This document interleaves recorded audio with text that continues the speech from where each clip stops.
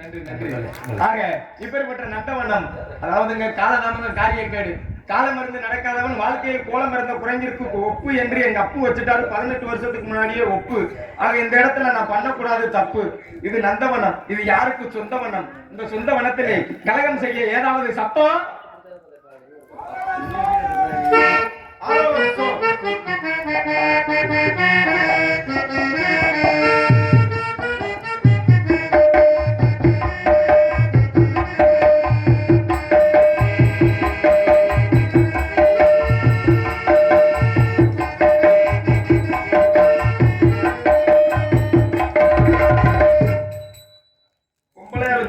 கேட்டுச்சுன்னா உங்களுக்கு இசை தானா வந்துடும்.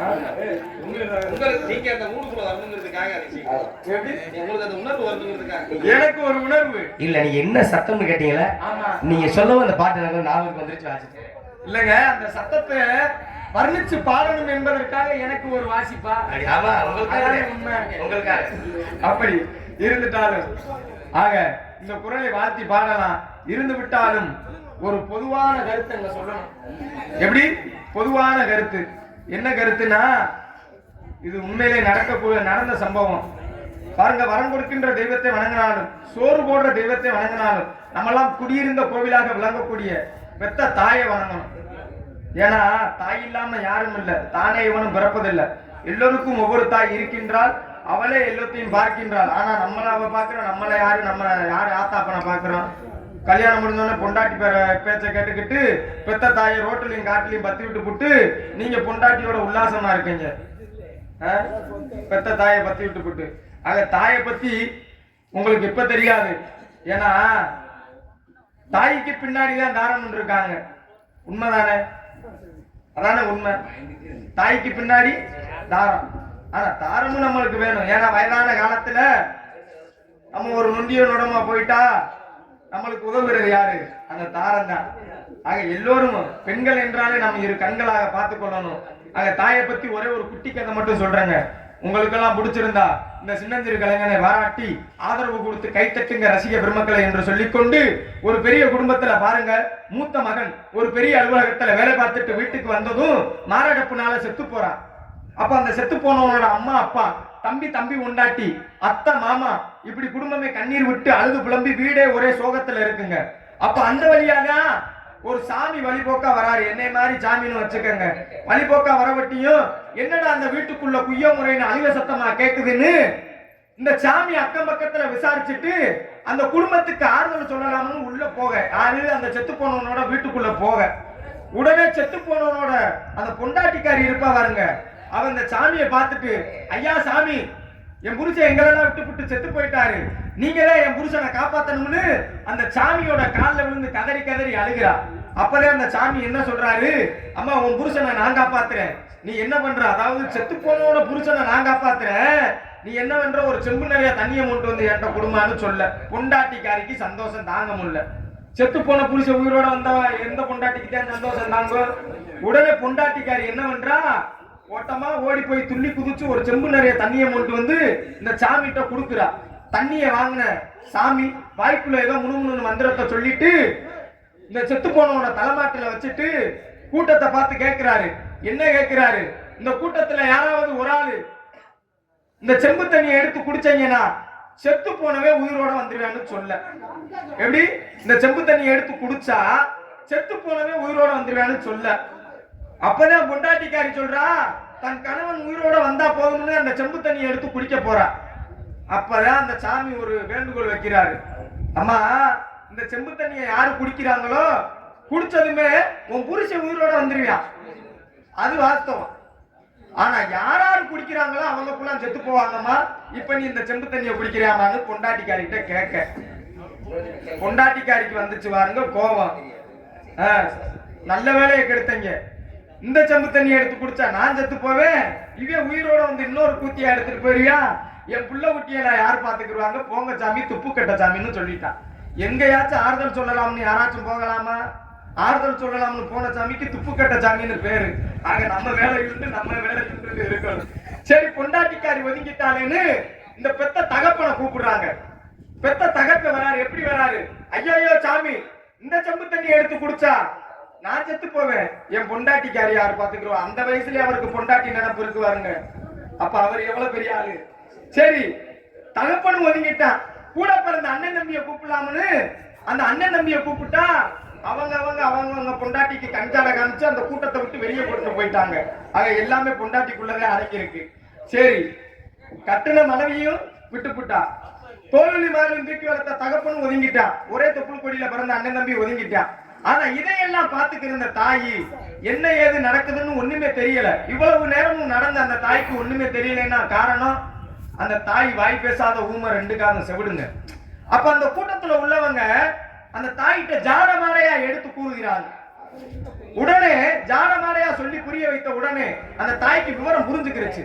உடனே விவரத்தை கேட்டு தெரிஞ்சு புரிஞ்சு அறிஞ்சு தெரிஞ்சுக்கிட்ட தாயி விறுவிறுன்னு எந்திரிச்சு போய் அந்த செம்பு தண்ணியை எடுத்து குடிச்சு அங்கனே செத்து போச்சுங்க. அவதாங்க தாயி. அதாவது ஒரு தாய் ஒரு குழந்தையை பெற்றெடுக்கிறது பாருங்க. மாதப்படி பார்த்தா 10 மாத தவம், வாரப்படி பார்த்தா 40 வார கருவறை காவல், நாள்படி பார்த்தா 280 நாட்கள் காத்திருப்பு. ஒரு தாய் ஒரு குழந்தையை பெற்றெடுக்கிறதுக்கு அப்பேற்பட்ட அந்த நல்ல உள்ளத்தை பாராட்டும்படி அந்த 300 நாள் சுமந்து அப்படின்ற பாடலை நன்றி நன்றி நன்றி.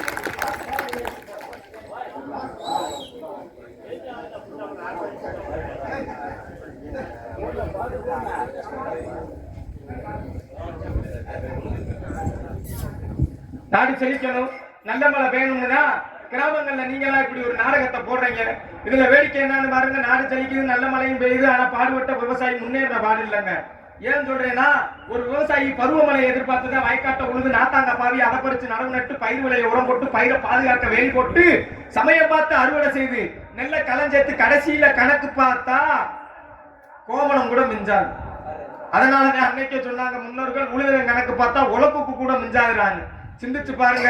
வயக்காட்ட உழுது பரம்பு அடிக்கிறவனுக்கு கூலி, உழுத வயக்காட்டுக்கு நாத்த பாவ கூலி, அதை பறிச்சு நடவு நட்ட கூலி, பயிர் விலைய உரம் வாங்கின கூலி, அந்த உரத்தை தூவுறவனுக்கு கூலி, விளைஞ்ச பயிரை பாதுகாக்க போட்ட வேலி, அந்த வேலியை அடைக்கிறவனுக்கு கூலி, அறுவடை செய்த கூலி, அறுவடை செய்த நெல்லை அளந்து ஓடுறவனுக்கு கூலி, நெல்லு மூட்டைக்கு ஏத்து கூலி, இறக்கு கூலி. ஆனா இப்படியெல்லாம் பாடுபட்டு விளைஞ்ச நெல்லுக்கு விளைகின்ற கூலி இருக்கா? இல்ல. சரி, நெல்லுக்கு விலைதான் இல்ல, பாதுகாப்புமா இல்லாம போகும். தெரு ஓரமா வீதி வீதியா முளைச்சு போய் கிடக்குங்க. மனுஷன் உயிர் வாழக்கூடிய உதவியா இருக்கிற நெல்லுக்கு பாதுகாப்பு இல்ல. ஆனா பாருங்க, மனுஷன் உயிரை கொடுக்கின்ற அந்த மது பாட்டிலுக்கு துப்பாக்கி பாதுகாப்பு. வெறும் 145 ரூபாய்க்கு துப்பாக்கி பாதுகாப்பு. அந்த மது பாட்டில் கெட்டு போக கூடாதுன்னு ஒரு ஏசி அறை வேற. அந்த ஏசி அறைக்கு முன்னாடி 2 காவலாளி வேற.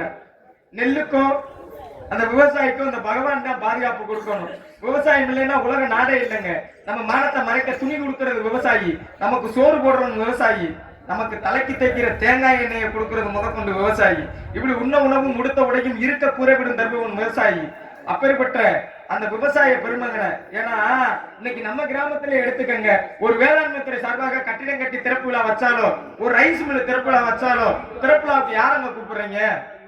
ஒரு வேளாண்மை துறை அதிகாரியவோ அல்லது அமைச்சரே தான் கூப்பிட்டு திறப்பு விழா வைக்கிறீங்களே தவிர வேளாண்மை செய்த விவசாய யாராச்சும் கூப்பிடுறீங்க இல்ல. சரி, பொதுவா பாருங்க, திறப்புலாவோ கல்யாணம் காது குத்து விளையாட்டு போட்டியிலையோ, எப்படி விளையாட்டு போட்டியிலையோ ஒரு தொழில் அதிபரையோ அல்லது முக்கிய பிரமுகரையோ தலைமை தாங்க சொல்றீங்க. நான் கேட்கிறேன், திறப்புலாவுக்கு தலைமை தாங்கிறதுக்கு ஒரு விவசாயிக்கு தகுதி இல்லையாங்க?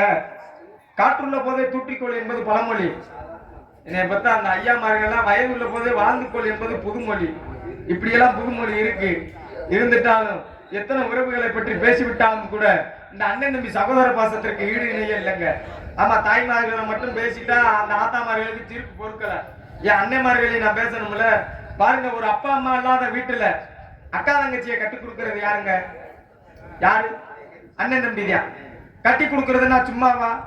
200 கிலோ இருக்கவன் கூட 20 கிலோக்கு வந்துருவான். காரணம், 20ல இருந்து 30 ரூபாய் நகை.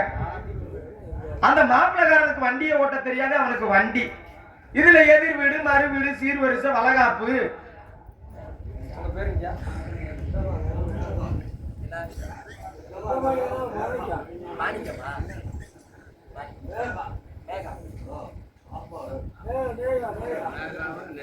அன்பு ஐயா மேகா மாணிக்கம், அன்பு ஐயா இந்த சின்னஞ்சிறு கலைஞனுக்கு 20 பொற்காசுகள் அன்பளிப்பு அளித்துள்ளார். அவருக்கும் அவர் குடும்பத்தாருக்கும் நன்றி. ஆக இதுல எதிர் வீடு, மறு வீடு, சீர்வரிசை, வளகாப்பு இத்தனையும் பண்றதே அண்ணன் தம்பி. சரி இதோட தான் முடிய போகுதா? அதே தம்பதிகளுக்கு ஒரு குழந்தை பிறக்கும். அந்த குழந்தைக்கு கொடி கொலுசு தொட்டி சேலை, குலதெய்வம் கோயில்ல தலைமொட்டை தாய்மாமன் மடியில அந்த தலைமொட்டையில காது குத்துவாங்க. அதுக்கு 1 வகை 2 வகை தோடு அண்டா குண்டா செய்முறை. அங்க 2 லட்சத்துல இருந்து 3 லட்சம் மொய். இத்தனை மன்ற யாரு பக்கத்து வீட்டுக்காரனா அவன் அண்ணன் தம்பி. அந்த ஆத்தா சிரிக்குதுவாரு, நம்ம நிறைய வசூலிச்சிட்டோம் இருக்கட்டும். சரி அதே பிறந்த குழந்தை பெரியாள வந்த உடனே குச்சி ஏத்த தாய்மாமே, தலைக்கு தண்ணி ஊத்த தாய்மாமே, ஊரு சுத்த தாய்மாமே, வான வேடிக்கை கெட்டி மேளத்தோட சீர்வரிச்ச சங்கிலி சரப்புலி. இத்தனை பண்ற யாரு? அவன் அண்ணன் தம்பி தான். இல்ல இதோட நான் முடிய போகுதுன்னு பார்த்தா அந்த பிள்ளை ஒரு கல்யாண சபையில இருக்கையில முத மாலை தாய்மாமன் மாலை என்ற அண்ணன் தம்பி உறவு. அங்க 7 லட்சத்துல இருந்து 8 லட்சம் மொய். இத்தனையும் செஞ்சு போட்டு அப்பதே என்னை பார்த்தா அந்த அன்னைமார்கள் ஃபுல்லா நிம்மதியா இருப்பாங்க. இது இந்த சாதகக்காரங்களுக்கு இந்த ஆத்தாமார்களுக்கும் பொறுக்காது. ஏன் பொறுக்காது? இந்த அக்கா தங்கச்சிக்கு ஃபுல்லா கிரகம் சரியில்லை, அண்ணன் தம்பி எல்லாம் சேர்ந்து போய் சிவப்பு சீல பச்சை சீல குங்குமம் போட்டு குத்து விளக்கு வாங்கி கொடுக்க சொல்ல. சரி நம்ம அக்கா தங்கச்சிக்கு கிரகம் சரியில்லைன்னு சிவப்பு சீல பச்சை சீல குங்குமம் போட்டு குத்து விளக்கு வாங்கிட்டு போய் கொடுத்தா இந்த அக்கா தங்கச்சிக்கு வாங்கிக்கிறாம முகரைய திருப்பிக்கிறங்க. முகரைய திருப்பிக்கிட்டு என்ன சொல்லுங்க, போனேன் பக்கத்து வீட்டுல பாரு, அவங்க அண்ணன் தம்பி அவங்க அக்கா தங்கச்சிக்கு எப்படி பட்டு சேலை வெள்ளி குத்து விளக்கு வாங்கி கொடுத்துருக்காங்க. நீ போய் இந்த 400 ஓவாக்கி பூனம் சேலை வாங்கிட்டு வந்தா நான் கட்டுவேனா அப்படின்னு என்னை பத்தி இந்த அண்ணன் தம்பி எல்லாம் கேட்குங்க. அது 400 ஓவா. அந்த பேரெல்லாம் அப்பதான் நம்ம புதுசா கண்டுபிடிக்கணும். சரி இப்படி நம்மளும் என்னடா கிணறு வெட்ட போனா பூல வந்த கதையா இருக்குன்னு 100க்கு 10க்கு வட்டியை வாங்கி 20,000ல இருந்து 30,000க்கு பட்டு சேலை, 50,000ல இருந்து 60,000க்கு வெள்ளி குத்து விளக்கு வாங்கிட்டு போய் கொடுத்தாரு. என்னை பத்தி ஆத்தா மாதிரியே சிரிச்ச முகம் சீதேவின்னு ஏத்துக்கிறேங்க. நான் இந்த அக்கா தங்கச்சியை கேட்கிறேன் குறிப்பாக, என்னைக்காச்சும் எங்க அண்ணன் தம்பிக்கு கிரகம் சரியில்லைன்னு ஒரு வகையில மோதிரம் செய்யணும் எடுத்து போடுறீங்களா? அதெல்லாம் போட மாட்டாங்க. நம்மகிட்ட மட்டும் தான் வச்சிருப்பாங்க. 5 வயசுல அண்ணன் தம்பி 10 வயசுல பங்காளின்னு போயிருது. இருந்துட்டாலும்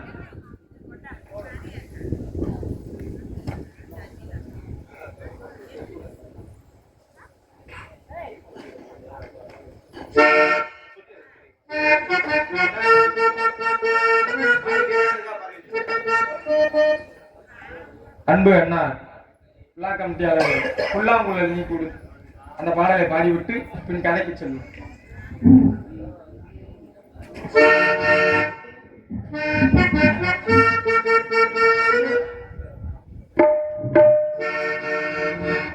புல்லாங்குழல் கொடுத்த மூங்கில்களே எங்கள் புருதோஸ் மனம் புகழ் பாடுங்க. புல்லாங்குழல் கொடுத்த மூங்கில்களே எங்கள் புருஷோத்தமை புகழ் பாடுங்க.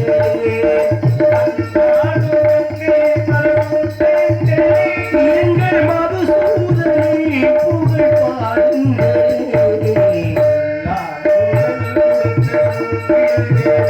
எங்கள் புருஷோத்தமை புகழ் பாடுங்க.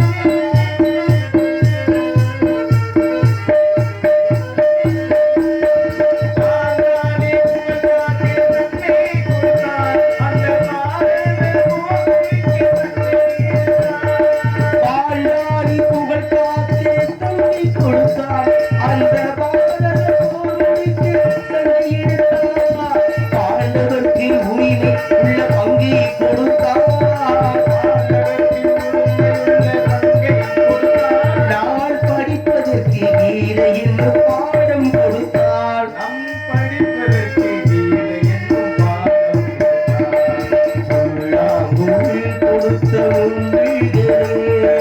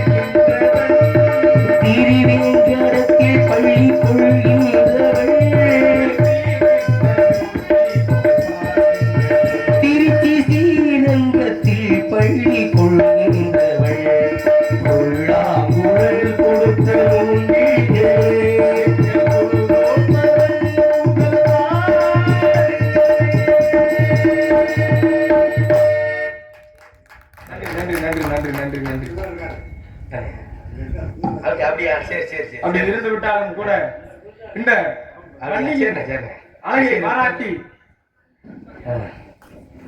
இந்த வள்ளியின் அழகை பாராட்டி அந்த அத்திப்பழ ஜெகப்பா இல்ல இந்த வந்திருக்கு வள்ளி பொண்ணுதான் ஜெகப்பா இது யாரு பார்த்து திகப்பா அப்படின்னு இருக்கு நேரத்தினாலே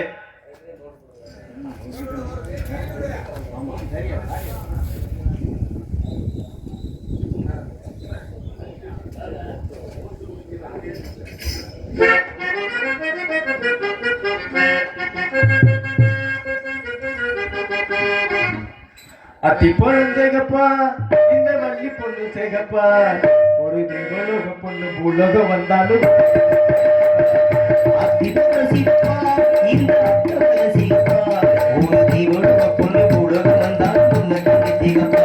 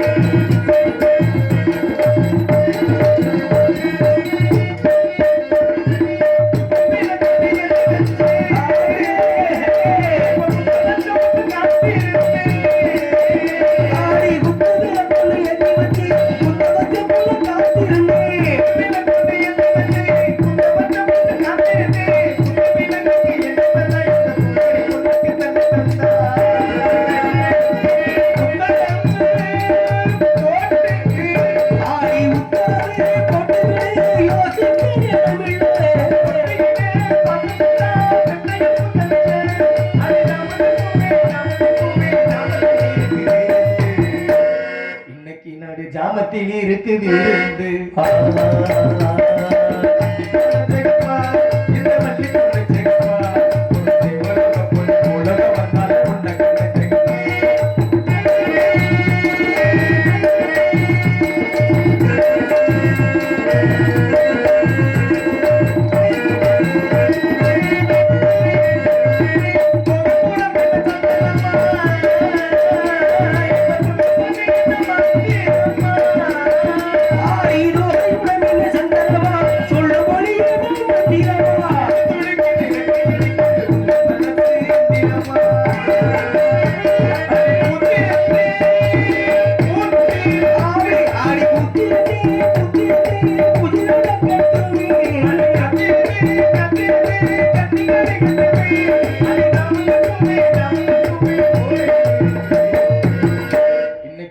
சாமத்தில் இருக்கு சங்கரி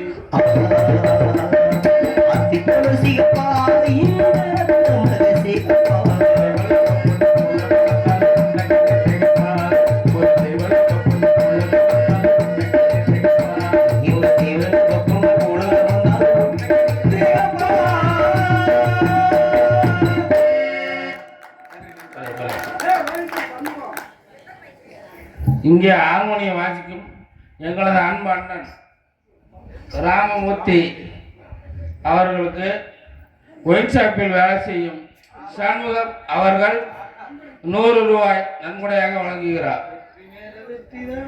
அன்பு அண்ணா அவர்கள் அன்பண்ணா சண்முகன் அவர்களுக்கு மற்றும் எங்கள் இசைக்குழு சிறப்பு நன்றி நன்றி கிட்ட வணக்கம் வணக்கம் வணக்கம். அப்படியா தெம்மாங்க பாட்டு பாடுறேன் கண்டிப்பா பாருங்க பாருங்க. காலநாமம் காரியம் கேட்டு நல்ல காரியம் நடக்க வேண்டும் என்றால் இந்த மங்கை யார் பெற்ற பிள்ளை எவர் பெற்ற பிள்ளை என்று அறிவோம்.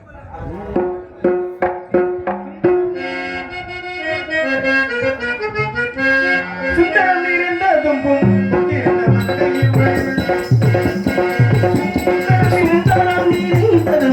பொங்கியிருந்த மங்கை இவள் இந்த உலகிற்கே வந்தாள். அந்த மிகுந்த தேவ சுத்திரி முழங்கவரே